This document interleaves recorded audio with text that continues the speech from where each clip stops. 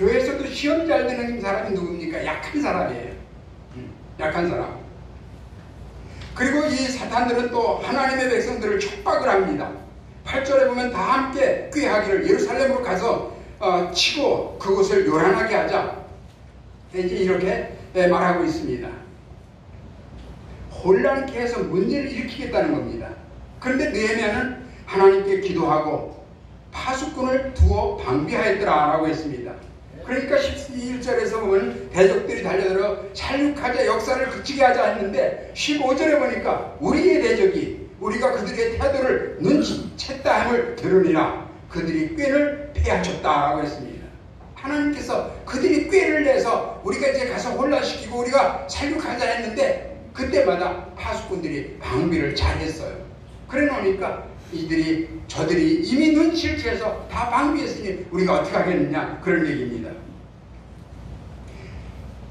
역사 나타나는 이스라엘 백성들의 행동은 아주 중요합니다. 한편으로는 기도하고 한편으로는 경비병을 세워서 성경을 공격하는 사람들을 막아냅니다. 이것이 이 세상에서 성도들이 살아가는 지혜입니다. 세상에서 가족을 돌보고 사회에서 일도 해야 합니다. 우리가 일하는 직장, 우리가 쉬는 가정, 우리가 살아가는 이 세상이 깨끗해지도록 하나님의 정의가 임하게 하는 것이 우리 성도들의 역할입니다. 이 세상은 선교지입니다. 우리의 가정도 선교지입니다. 우리 모두는 예외 없이 선교사들입니다. 그러므로 여러분은 가정으로, 직장으로, 교회로, 세상으로 나가셔서 선교사의 사명을 감당할 수 있기를 소원합니다. 성벽 재건은 계속됩니다. 본문 16절에 보니까 그때로부터 내 수하 사람들의 절반은 일하고 절반은 갑옷을 입고 창과 방패와 창을 가졌다라고 했습니다.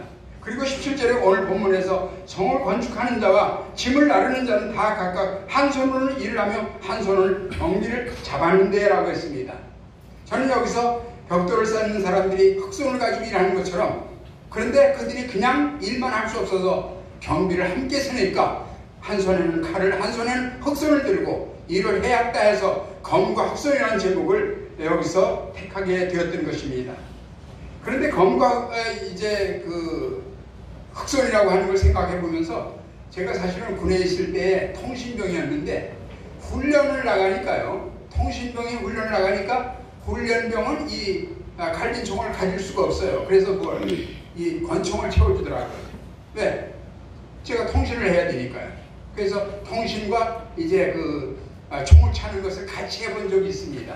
근데 마찬가지로 여기 지금 산발락과 도비아와 그리고 암몬 사람들 또는 사마리아 사람들, 아시도 사람들이 막 자꾸만 공격해오려고 하니까 어쩔 수 없이 처음에는 절반은 일하고 절반은 경비를 쓰다가 이제 그것만 가지고도 안 되니까 어쩔 수 없이 일을 더 해야 되니까 일하는 사람들에게 이제는 칼을 채우고 그리고 또 흑손을 들리고 나팔을 들리고 각각 자국은 다른 무기를 또 하나 들려서 일을 하는 모습을 볼 수가 있습니다. 제가 근본의 설교를 준비하면서 느헤미야서를 몇 번이고 반복해서 읽었습니다. 그러다 보니까 17절에서 이 검과 흑손이 제 눈에 딱 들어오는 거예요.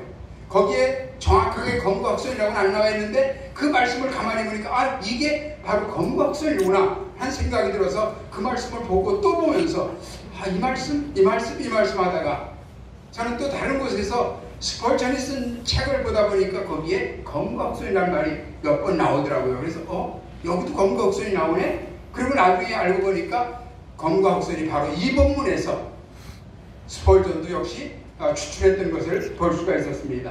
그런데 스펄전이 심호하던 태버너클 교회에서 월간지를 발행했는데 그 월간지 이름이 검과 흑손이었습니다.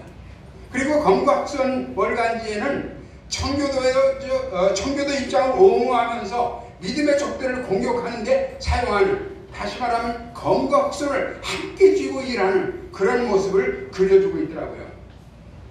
제가 하나 더 말씀을 드리면 1982년에 있었던 포클랜드 전쟁은 영국과 아르헨티나의 싸움이었습니다. 그 당시 그 배의 선장이 예수님을 잘 믿는 사람이었어요. 그래서 그의 한 손에는 지휘봉이 있었고 또 한 손에는 성경책이 있었습니다. 그는 그 상태로 전쟁을 했다고 합니다. 그래서 두려움이 오면 성경을 붙들고 기도하고 결국 전쟁을 승리로 이끌었다고 하는 것입니다. 검과 흑손, 여러분 다시 한번 생각해 보시고, 여러분들도 이 세상에 나가서 어쩌면 지금 우리가 검을 그리고 흑손을 함께 들어야 할 때가 아닌가 생각이 되어집니다. 어쩌면 여러분이 성경을 들고 그리고 여러분의 일거리를 들고 함께 세상을 나가야 하지 않겠나 생각이 됩니다. 결론적으로 14절에 이런 말씀이 있습니다. 성벽재건이 단순한 건축이 아닙니다. 이 성벽재건은 자녀와 아내의 생명과 미래가 걸린 일입니다.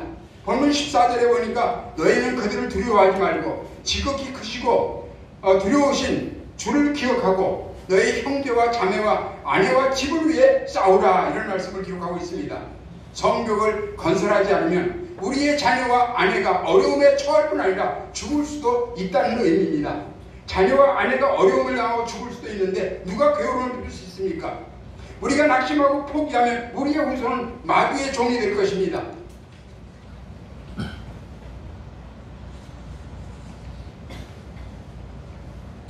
우리의 후손이 사단의 노예가 되어서 비참하게 살게 되는 것입니다. 우리가 포기하거나 패배하면 결코 안 되는 것입니다. 중동 지역에서 이스라엘과 아랍의 전쟁이 4차례 있었습니다. 1948년에 일어났던 전쟁이 제1차 중동 전쟁입니다. 유럽인들이 시오니즘으로 인해서 예루살렘에 들어와서 아랍 사람들을 쫓아내려고 했습니다. 그런데 아랍 군대 5개국이 연합해서 유대인을 공격했습니다. 그때 미국과 유럽에 있는 유대인들이 예루살렘인 유대인들에게 제안을 했습니다. 전쟁이 일어났으니 당신들의 아내와 자녀들을 미국으로 보내십시오. 그러면 우리가 당신의 자녀들을 평안히 보호해 주겠습니다. 여러분 마음 놓고 가서 전쟁을 하십시오라고 했습니다. 그런데 예루살렘에 있는 유대인들이 이 제안을 거절했습니다. 이유는 내가 내 아내와 자녀들이 있기 때문에 전쟁할 이유가 있는 것인데, 만일 부인과 자녀들을 보지 못한다면 누구 위해 싸우고 어디서 싸울 용기를 얻겠습니까? 가족들을 보내지 않고 전쟁에 임했고 결국은 승리했습니다. 사랑하는 성도 여러분, 우리의 검과 흑손 어디 있습니까?